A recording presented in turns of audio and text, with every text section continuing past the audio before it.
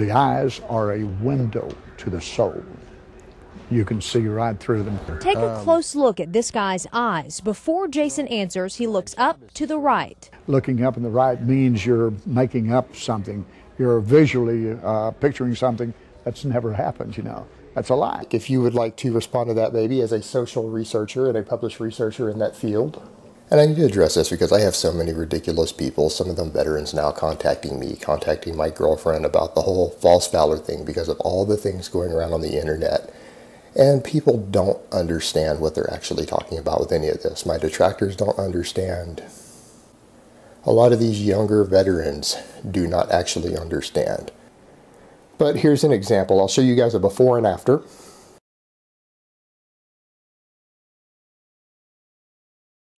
And the one on the right, I am 216 pounds, and that was taken just the other day, and that's a snapshot from one of my videos in the park the other day.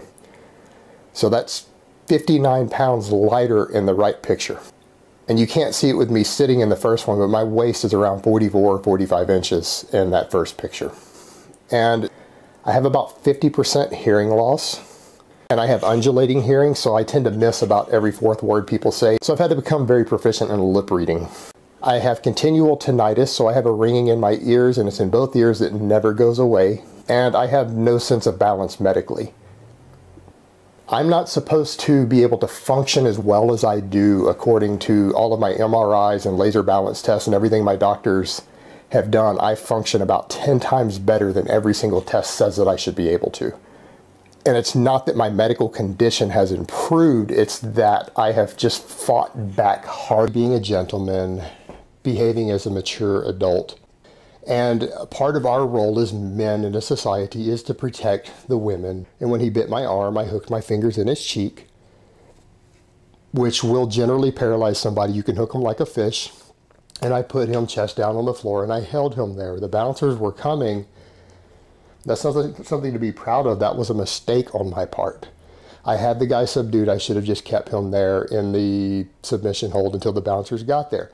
When the bouncers came over and the owner got in my face, who happens to be a personal family friend of mine, I backed off, let the bouncers deal with him, and I didn't continue the conflict. I kept my cool because, again, it's important to behave as a gentleman in public. You shouldn't have to have bouncers pull you off someone, even if you've had to restrain them.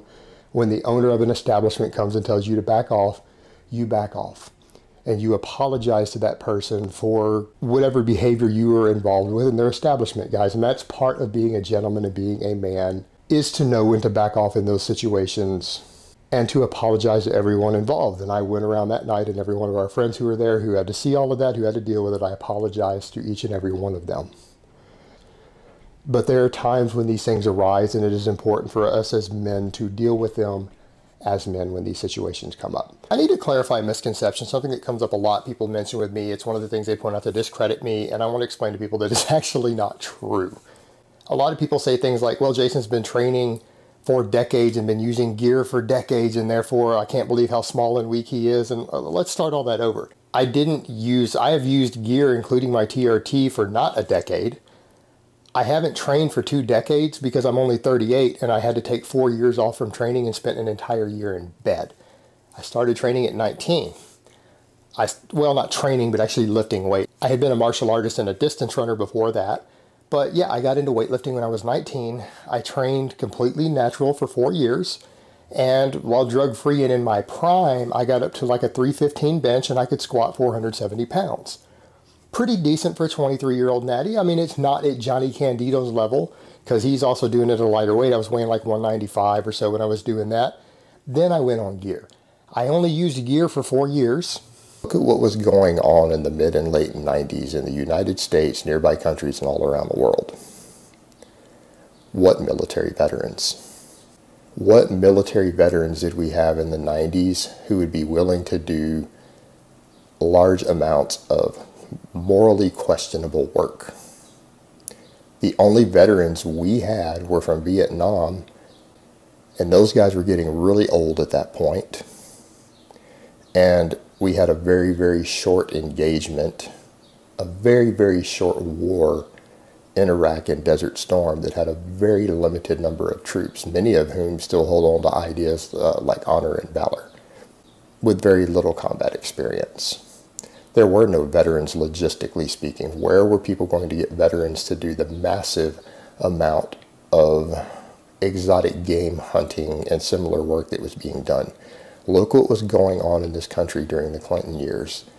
We were in the middle of anything that anyone finds about me, if they get a hold of it, it's illegal for them to have it. If they spread it around, they're guilty of espionage. So I'm not doing this to get laid. I trained at the farm at Langley.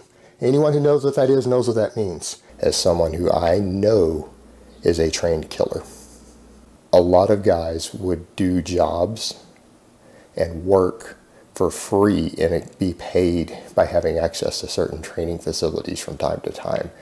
Number 2, my girlfriend needs dick twice a day from me. We do all of our business together. Her flight needs to be comped also. Number 3, I get death threats all the time on the internet. Everyone knows I walk around armed, and I've told people repeatedly if they come up and punch me, I'm going to kill them. Do you think killing people's fucking funny?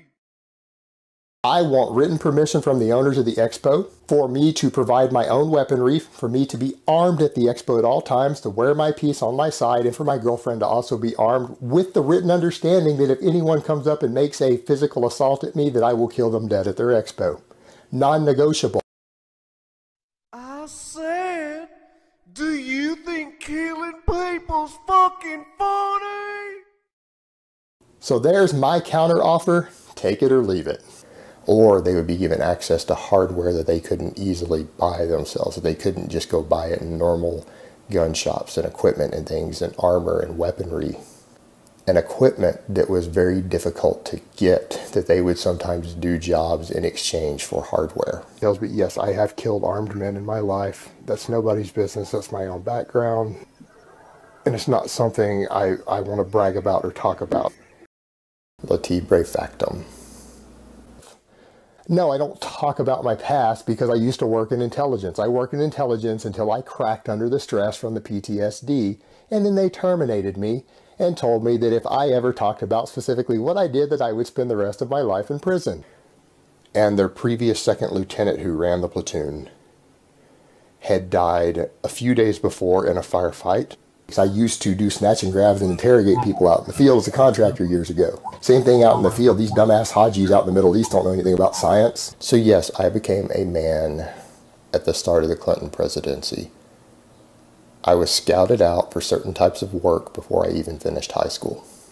Again, due to my family, my upbringing, connections certain members of my families might have had, along with my shooting skills. Again, I was shooting very successfully at 1,000 yards as a teenager, well before I was an adult, in actual competitions. So it isn't far-fetched that I may have been offered certain types of employment at that point.